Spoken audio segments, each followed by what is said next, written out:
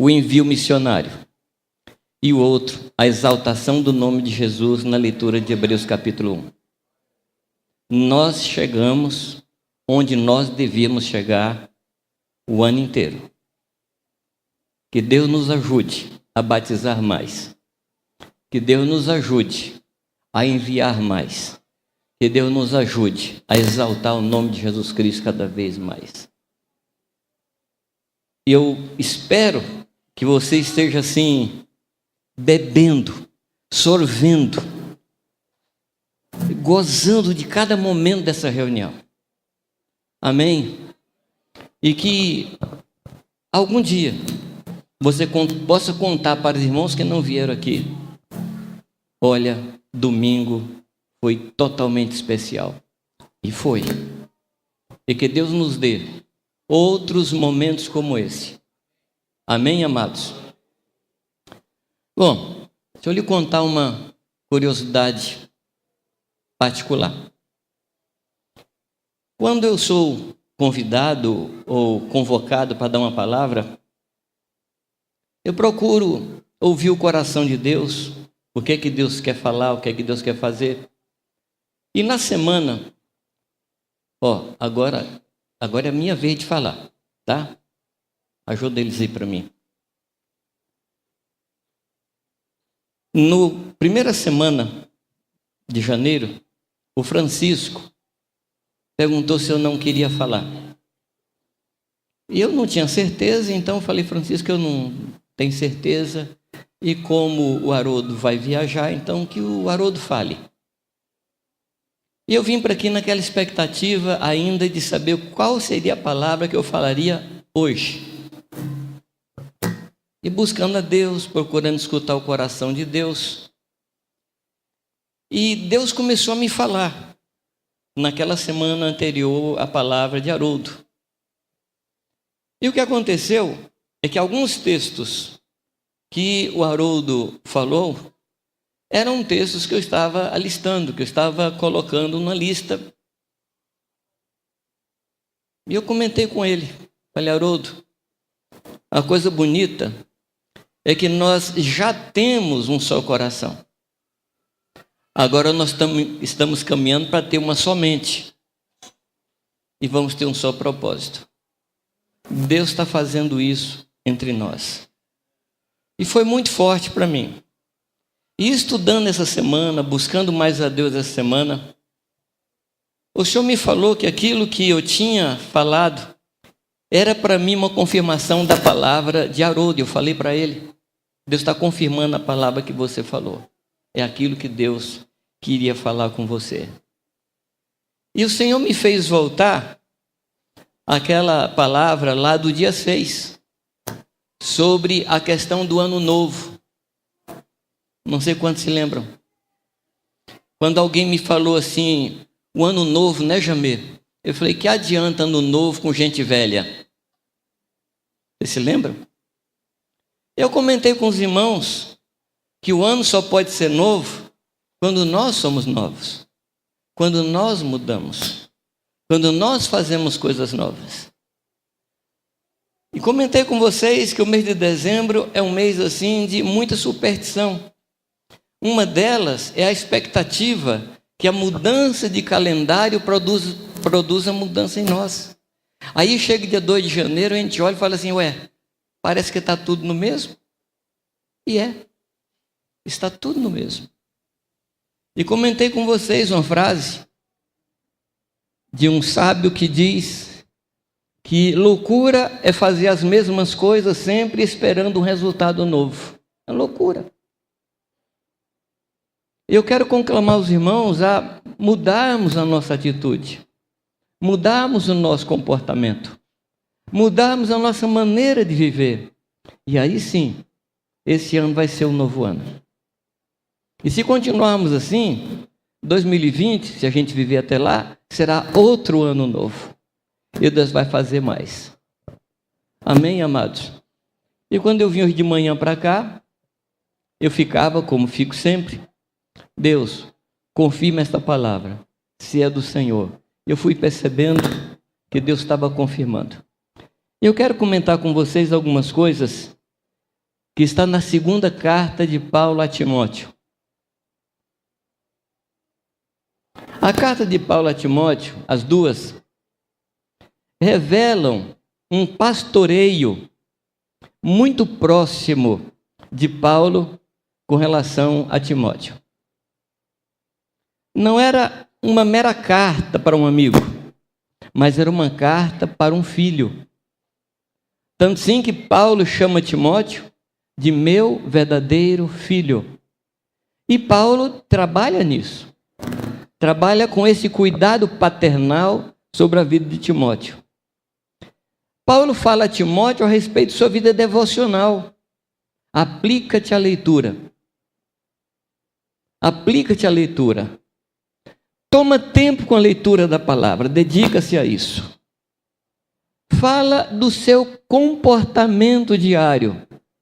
Como ele deveria se comportar. Afinal de contas, ele fazia parte da igreja, que é a coluna e baluarte da verdade. Então, a sua vida pessoal deveria também expressar a verdade de Deus. Paulo trata do ministério de Timóteo. O que Timóteo deveria ensinar, o que Timóteo deveria falar para a igreja. Depois também fala de como ele deveria se relacionar com os irmãos.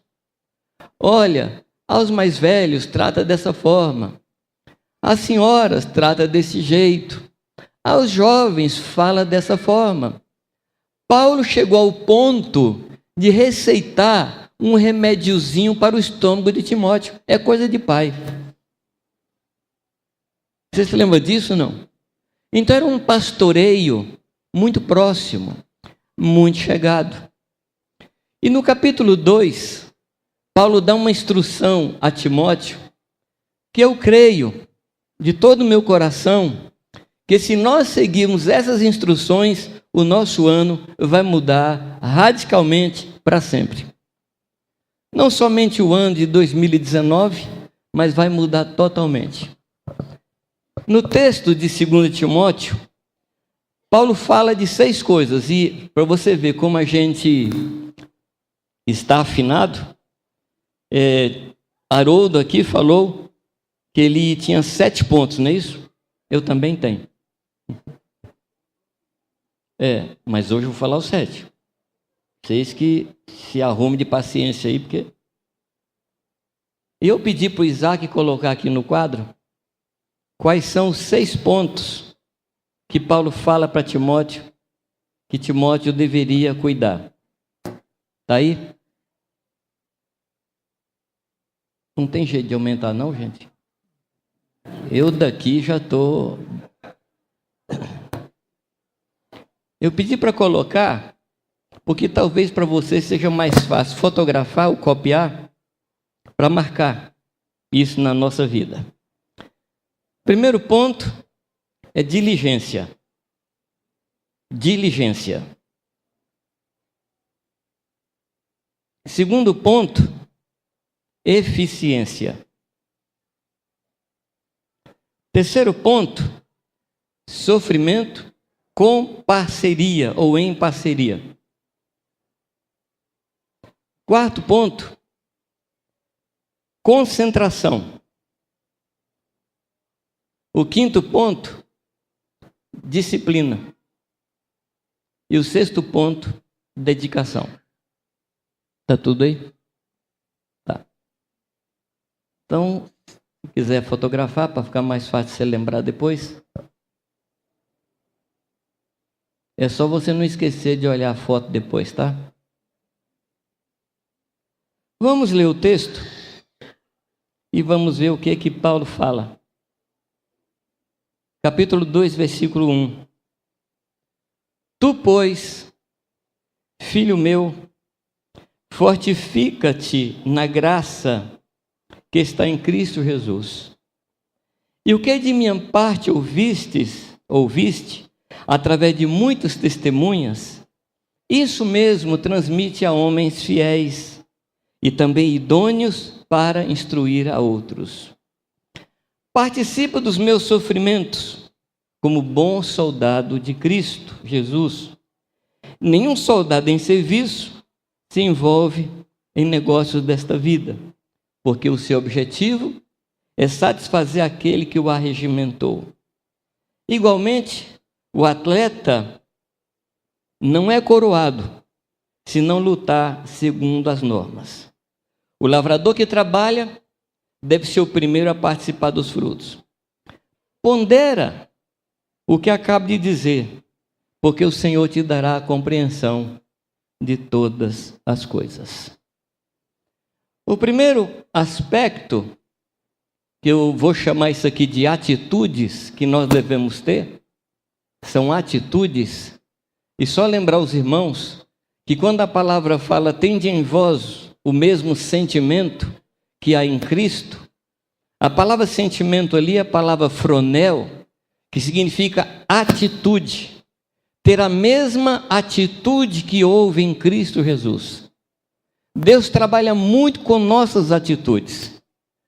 Deus trabalha mudando as nossas atitudes. Quando as nossas atitudes são mudadas, a nossa vida muda também. Então nós precisamos olhar muito para as nossas atitudes. Muito bem. Então o primeiro ponto que ele fala é fortifica-te na graça. Isso é diligência. Fortificar-se na graça é descobrir-se fraco e buscar a fonte, buscar o remédio, buscar condições para sermos fortalecidos. Ora, eu já descobri, e espero que todos nós já tenhamos descoberto, que sem o Senhor nada podemos fazer. Não sei se você já descobriu isso. Você já tentou ser santo e não conseguiu? Sim ou não? Já tentou ser bonzinho e não conseguiu?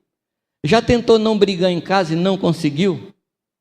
Já tentou não discutir e não conseguiu? Já tentou fugir daqueles pensamentos satânicos e diabólicos e infernais e eles continuaram ali? Essas coisas vêm mostrar para nós que nós, de nós mesmos, não conseguiremos. E meu ensino, muitas vezes, para os irmãos é: desista de tentar. Primeiro, porque Deus não gosta de tentação, né? Para de tentar ser santo. Seja santo. Para de tentar caminhar como uma pessoa boa. Seja bom. Mas como é, Jamê, que eu posso deixar de tentar e ser? Quando você mergulha na graça de Deus, as qualidades de Deus passam a ser suas qualidades. Todo dom perfeito, toda boa dádiva vem do Pai das luzes. Se há alguma coisa boa em mim, não foi gerada por mim mesmo, mas foi a presença de Deus em mim.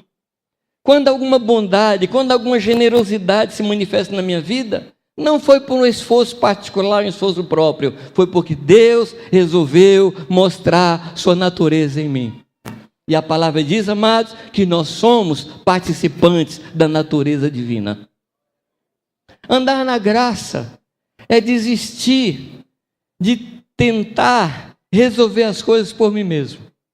É dizer, Deus, eu preciso do Senhor. Deus, eu não consigo. Deus, eu não posso.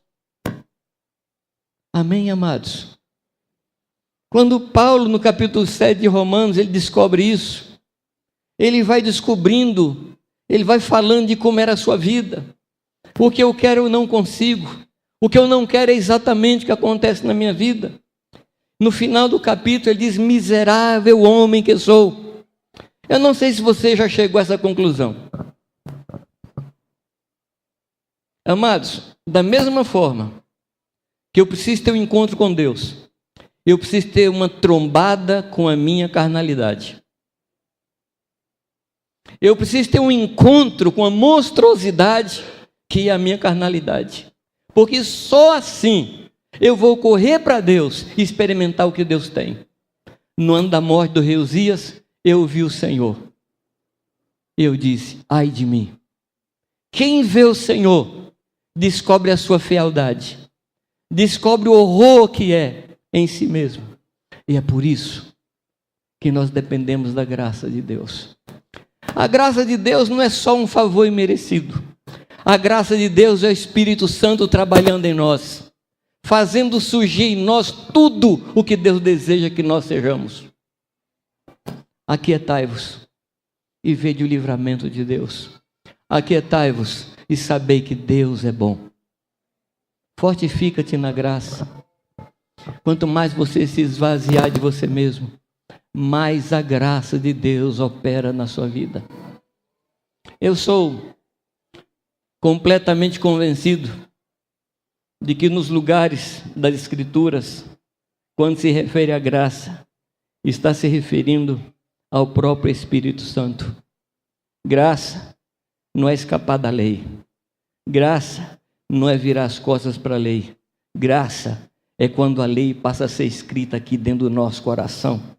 E nós cumprimos a lei não mais por medo do inferno, mas cumprimos a lei porque amamos a lei do Senhor. Amamos a lei de Deus. E ela passa a ser boa, santa e perfeita no nosso coração. E essa transferência de pedra para o coração, quem produz é a graça do Senhor. Amém, amados? É a graça de Deus. Deveríamos orar mais. Senhor, revela mais a tua graça para mim. Mostra mais da tua graça para mim. Às vezes, amados, a gente fica tentando se fortalecer com coisas externas. Eu estou fraco agora, mas quando a circunstância mudar, eu vou fortalecer. Eu estou doente agora, mas quando eu ficar curado, eu vou ficar mais forte. Eu estou meio fraco agora, mas quando mudar de emprego, eu vou ficar bom. Eu comparo isso às bombas. Sabe o que é as bombas, não? Sabe o que é bomba, não? Olha, eu aprendi há pouco tempo, viu? Esse negócio de bomba não é do meu tempo, não. Quando se falava em bomba no meu tempo, era bomba. Mas hoje o pessoal toma bomba. Para quê? Para fortalecer. Não fortalece. O que fortalece a gente é a graça de Deus. Nenhum recurso físico, nenhum recurso psicológico pode nos fortalecer. Quem nos fortalece é o Senhor, pela sua graça. Deus dá graça aos humildes. E a primeira coisa que você mostra que é humilde é reconhecendo quem você é. É a primeira coisa que mostra que você é humilde. Quando a gente acha que é alguma coisa, isso é soberba, isso é arrogância. Mas quando eu digo assim, Senhor, eu sou pobre e necessitado, você está começando a entrar pelo caminho da humildade. Graças a Deus o versículo não termina aí, né? Eu sou pobre e necessitado, mas o Senhor tem cuidado de mim. Amém? Deus dá graça aos humildes e Deus resiste aos soberbos. E você não vai querer que Deus resista a você, vai? Você não vai querer que Deus seja o obstáculo na sua vida, né? Acho que não. Tiago 4,6 disse: antes, ele dá maior graça, pelo que diz, Deus resiste aos soberbos, mas dá graça aos humildes. E 2 Timóteo 1,7 diz, porque Deus não nos tem dado espírito de covardia, mas de poder, amor e moderação. Interessante que ele não fala que Deus nos dará. Ele nos tem dado. Amém? Quantas vezes, amados, a gente não aproveita as coisas que Deus nos dá por desprezar ou por desconhecer.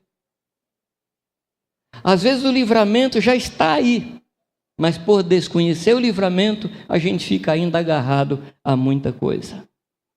Poder é a mesma palavra que está escrito lá, que o Evangelho é o poder de Deus, que é a palavra dinamite. Deus tem nos dado dinamite.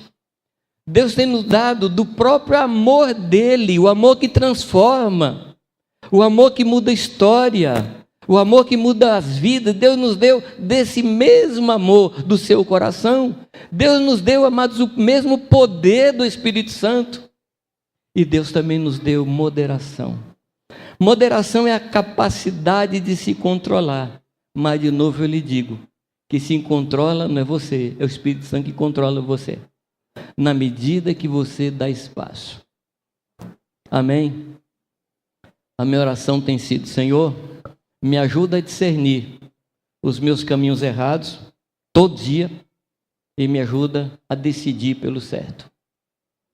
Uma reação errada. Eu percebo que está subindo um negócio daqui para cima e não é azia. É uma reação ruim que está sendo gerada dentro de mim. Eu falo: Deus, em nome de Jesus Cristo, controla isso. Controla isso.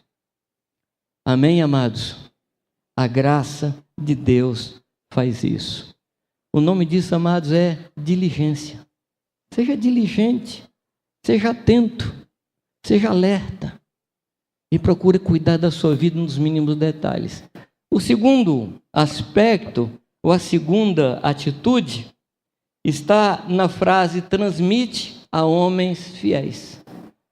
Muitas vezes, e aqui em Jundiaí nós temos vários exemplos, muitas vezes coisas que nós construímos se perdem porque nós não preparamos uma segunda geração, uma terceira geração. Nós entregamos nas mãos de pessoas, se não incapazes, mas pessoas displicentes e negligentes. Eu não vou falar o nome de algumas empresas de Jundiaí, mas você certamente conhece empresas, principalmente se você tiver mais tempo de Jundiaí, empresas que foram jogadas fora pelos filhos, que foram totalmente destruídas pelos filhos.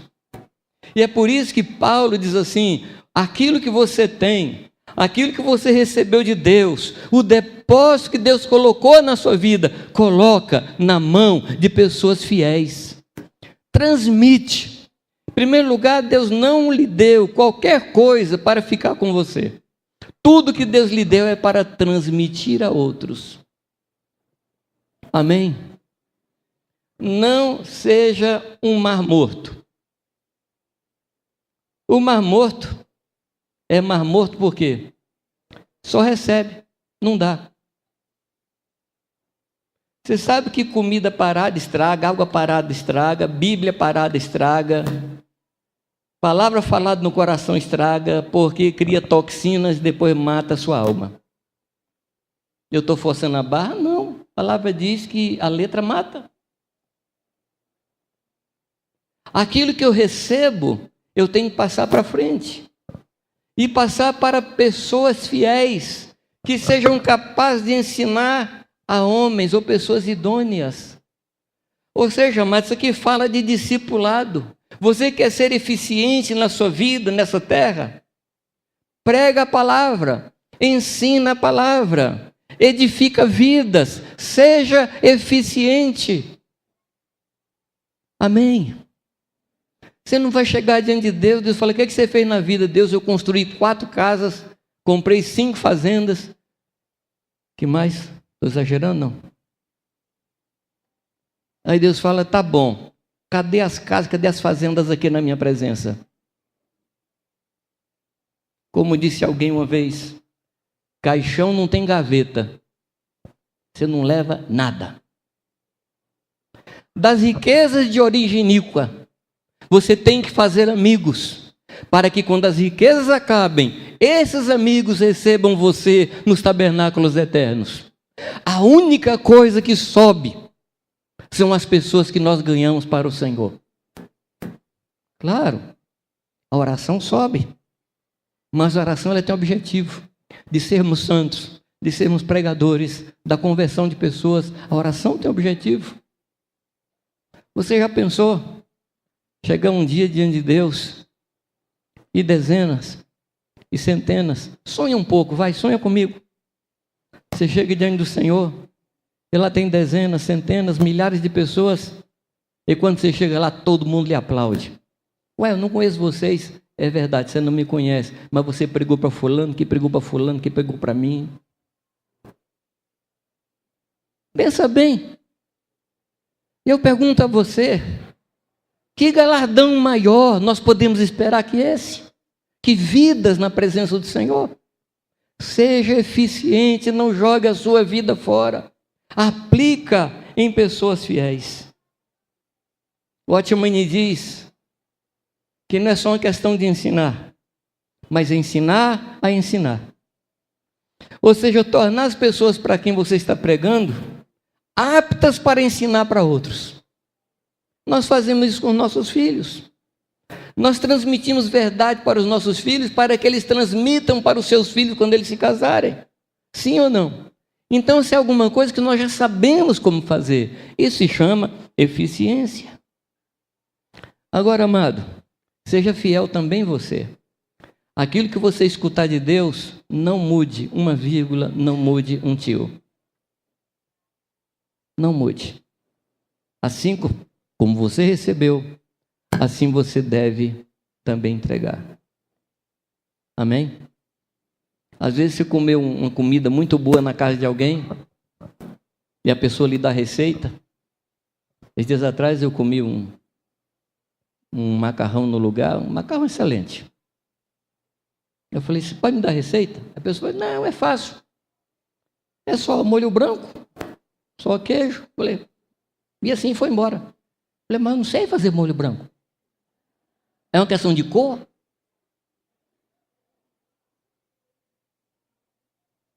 Se eu não tiver receita, eu não posso repetir. Mas não mude a receita. Não mude a receita. Do jeito que você recebeu de Deus, entrega. Paulo alerta para que não passemos além daquilo que está escrito. Não mude o Evangelho. Terceiro ponto. A frase é: participa dos meus sofrimentos. Isso aqui eu compreendo e concordo, que isso aqui vai totalmente contra a mentalidade de hoje. Primeiro, porque eu não gosto de sofrer. Segundo, porque eu não gosto de sofrer o sofrimento dos outros. Gente, eu já tenho bastante sofrimento, que isso? Tem dó, né? Quem aqui já tem sofrimento suficiente? Então, Paulo está falando para você pegar mais. Paulo está falando para você buscar sofrimento dos outros. A palavra diz, amados, que nós devemos levar as cargas uns dos outros e assim cumpriremos a lei de Cristo. Sofrimento faz parte da vida cristã. Algum amém, não? Eu sei que nós vivemos no tempo onde nós fugimos de todo sofrimento. Não deixamos as nossas criancinhas andar no sol, não deixamos nossas criancinhas andar de ônibus. Se a criancinha leva lá uns 6 na prova, a gente vai lá conversar com os professores, porque afinal de contas, nossos filhos estão sendo assediados psicologicamente.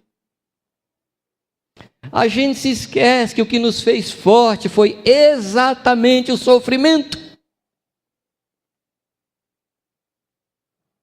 E tem um outro recado. Quando Jesus disse, na vida tereis o que, amados? Aflições. Mas também quando ele fala de discipulado, ele diz que ninguém que tenha deixado pai, mãe, filho, mulher, bens nesta terra vai deixar de receber aqui 100 vezes mais com sofrimento. A gente acha assim, não, eu estou em Cristo, acabou.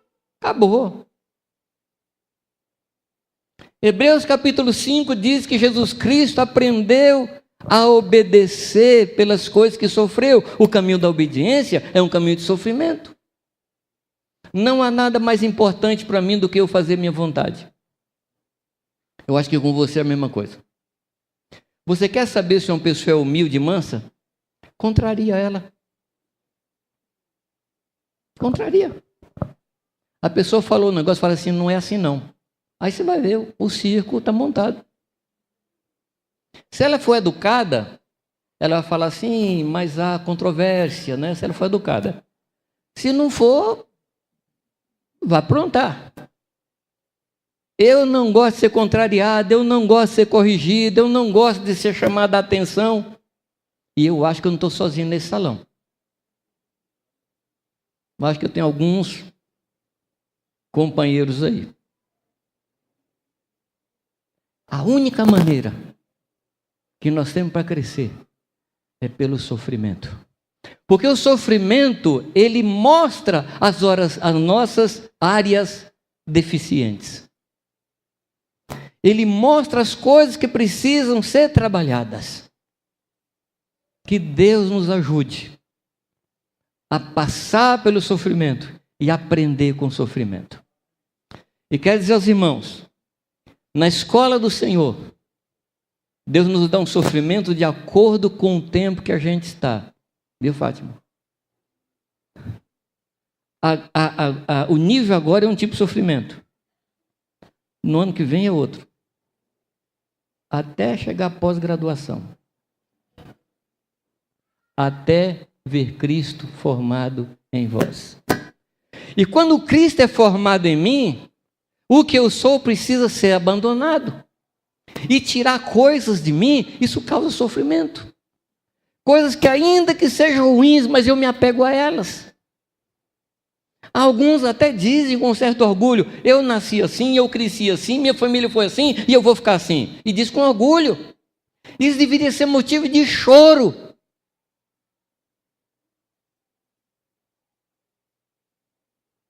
Sofrimento compartilhado. E eu aqui não estou falando para você compartilhar o seu sofrimento. Eu estou falando para você compartilhar do sofrimento do irmão. Eu não queria entrar nesse campo não, mas eu vou tocar. E também não estou falando aqui de uma terapia. Porque quando você se envolve com o sofrimento dos outros, você esquece do seu. Esses dias atrás me mandaram um filmezinho, eu acho que uma parte que já recebeu, de um homem que não tem braço, não tem perna, é um toquinho. E o que aquele homem faz, meu Deus do céu, eu falei, Deus, eu tenho 2 pernas, 2 braços e não faço metade do que ele faz. Eu não estou falando para a gente comparar. Mas quanto mais você olha para o seu sofrimento, maior ele fica. Quanto mais próximo do seu sofrimento, mais terrível ele é. Afaste-se de um pouco daquilo que lhe faz sofrer e aproxime-se do sofrimento de outro. E você vai ter uma visão do tamanho real do seu sofrimento. Eu não estou aqui pregando terapia. Eu estou dizendo que quando queremos cumprir a lei de Cristo, nós nos envolvemos com o sofrimento dos outros. Sofrimento compartilhado. Como é que vai ser esse ano? Eu vou sofrer com os irmãos.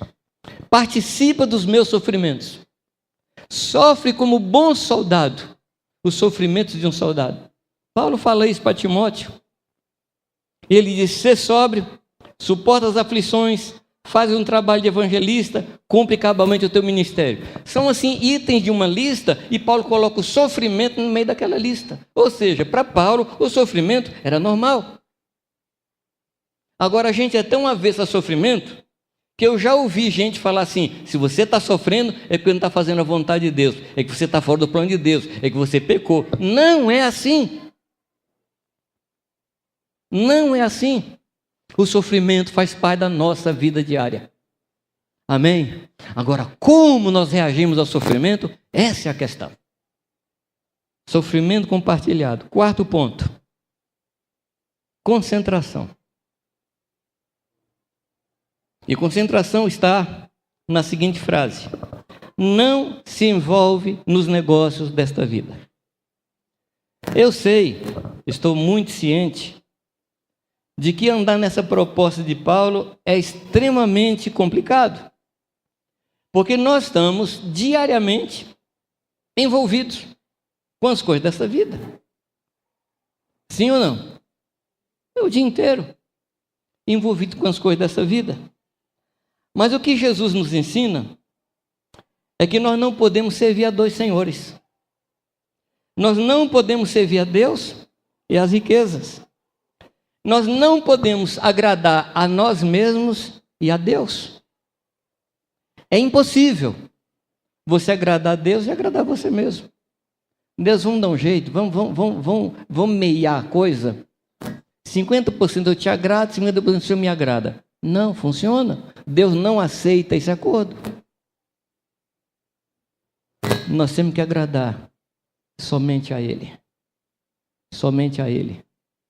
E você sabe quando é que a gente fica agradado? Quando a gente percebe que Deus está contente com a nossa vida. É na alegria do Senhor que está a nossa força. Quando a gente percebe Deus alegre, Deus contente, isso é recompensa para nós. Amém? Quantas mães se matam para fazer o que os filhos querem? Aquela comida trabalhosíssima.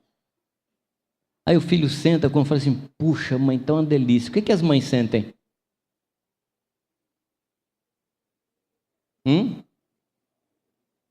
E quando você faz aquela comida fabulosa, e o filho fala assim, mãe, não tem outra coisa não? Como é que você sente? Minha filha que diz que quando as crianças eram pequenas, era brincando assim, que vontade de te engolir. Aí quando chega na adolescência, fala assim, que pena que eu não te engoli.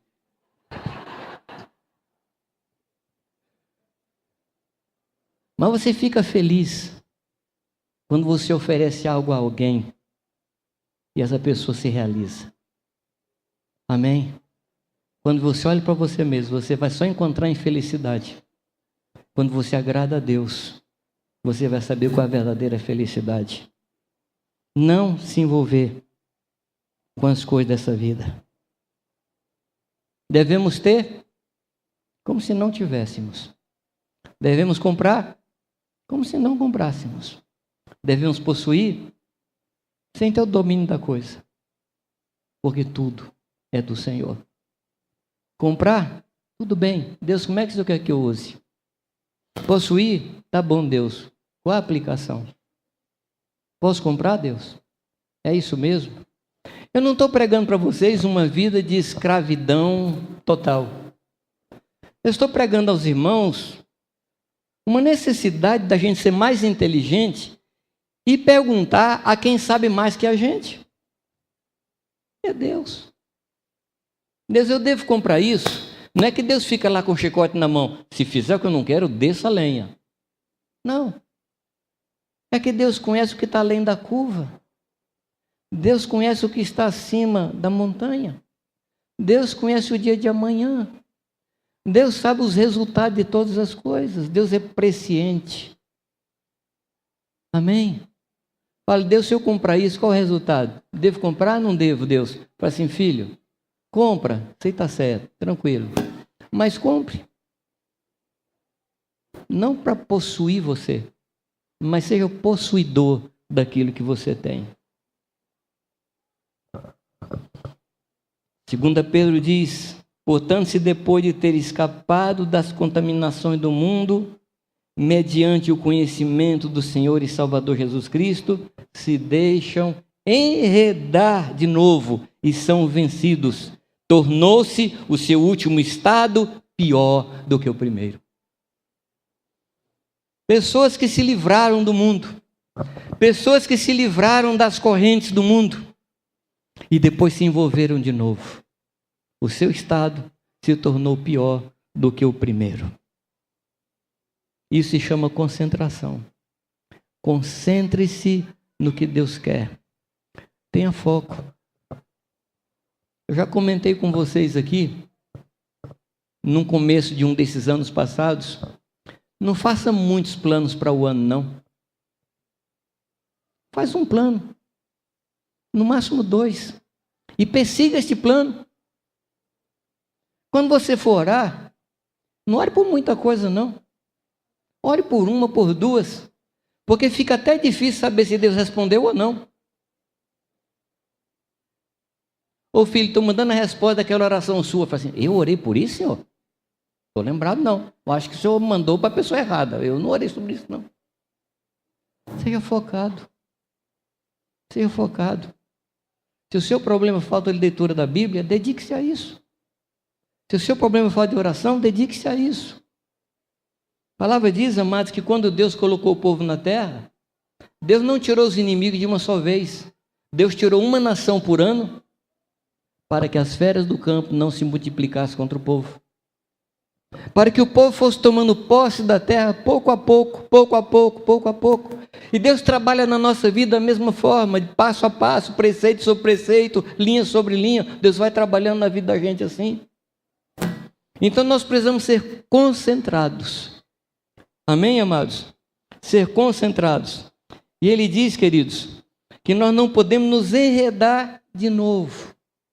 Nos enredar com aquelas coisas das quais o Senhor nos livrou. O quinto ponto. Disciplina.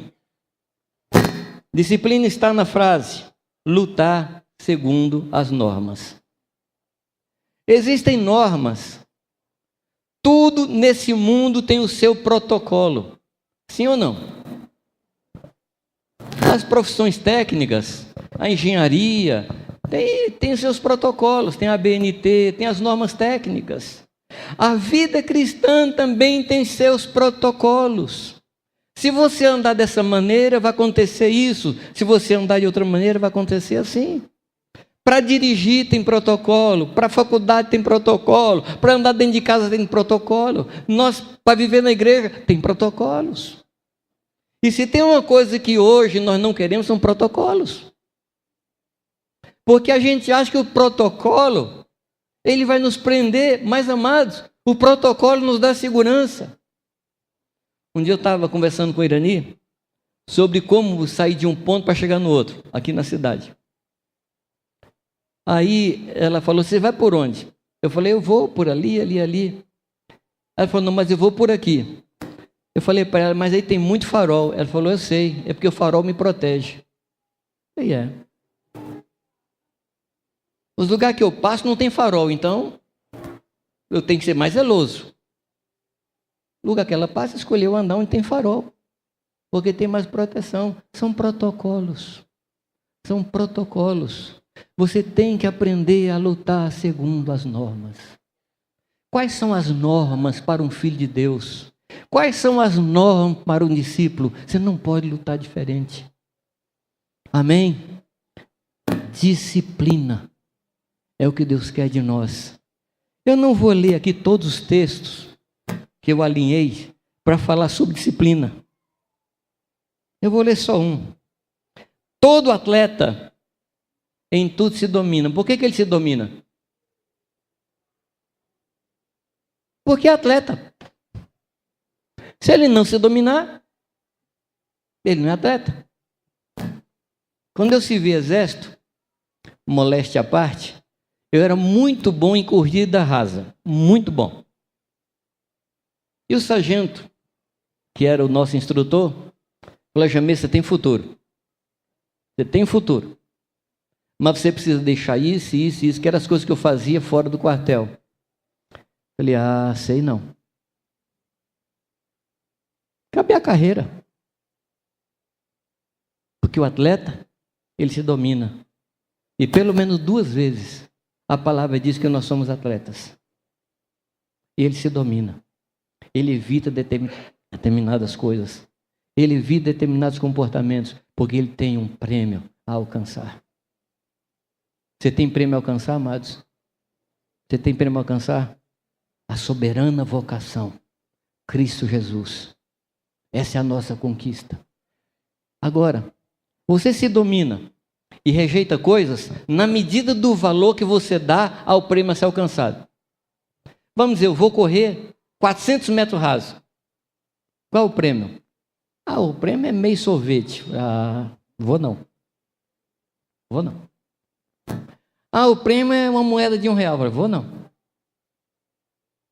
O que faria com que você renunciasse a tudo e se aplicasse a essa corrida, se o prêmio fosse valioso? Eu quero dizer para você, amado, o prêmio que nos está esperando é a soberana vocação de Cristo Jesus. E nisso nós vamos ser iguais a Ele. E eu pergunto a vocês, vale a pena? Ande em disciplina. Siga os protocolos. Ande nas normas. O nome do departamento da coisa é a BNT, né, no Brasil, Associação Brasileira de Normas Técnicas, né? Eu inventei uma nova sigla, ACNT, Associação Cristã de Normas Técnicas. Anda nisso. O 6º ponto, dedicação. fala do lavrador que trabalha. Eu não sei se existe um outro trabalho que exija mais dedicação do que um lavrador. Eu não sei. Quem já trabalhou na roça sabe. Tem que derrubar o mato, tem que destocar, tem que fazer as covas, tem que plantar, tem que ficar com a enxadinha lá, carpindo para a praga não ir. E tem que cuidar todo dia. Todo dia tem que dar atenção.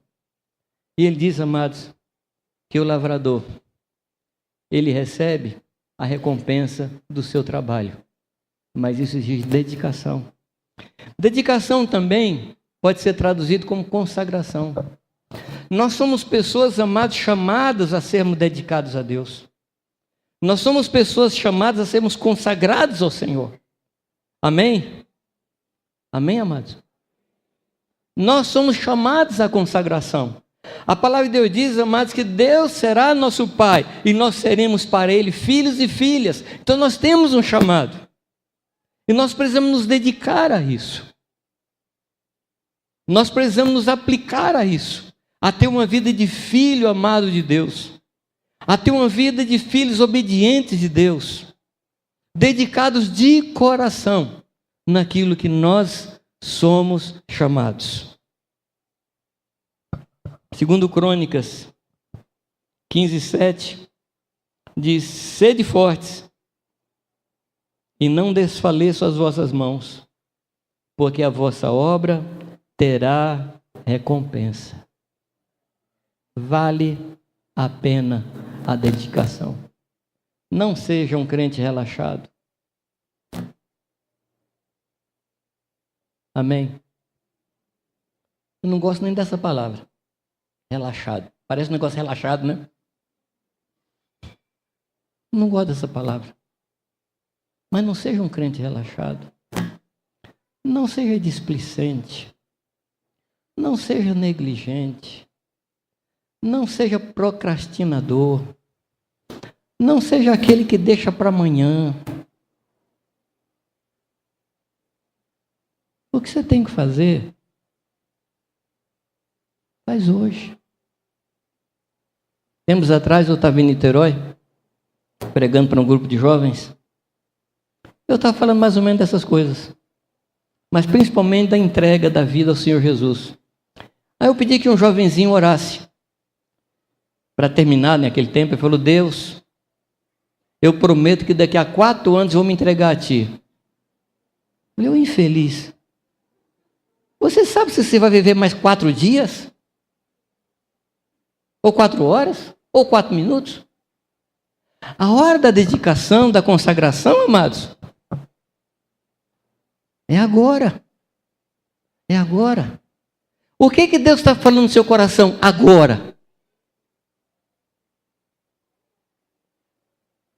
Nós não podemos pensar nem no almoço. Nós não podemos pensar nem o que vamos fazer à tarde. Nós temos que nos aplicar agora, para receber tudo que Deus tem agora, para a minha vida nesse momento. Coração voltado para o Senhor, 100%. Coração íntegro e integral na presença de Deus. Assim tem que ser a nossa vida, amados. Dedicação, consagração. E qual é o resultado de tudo isso? É o 7º ponto. Os 6 são atitudes. O 7º é parte de Deus.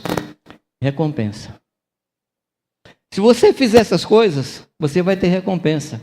Aí ele diz que o lavrador é o primeiro a comer dos frutos. É um direito dele. É um direito.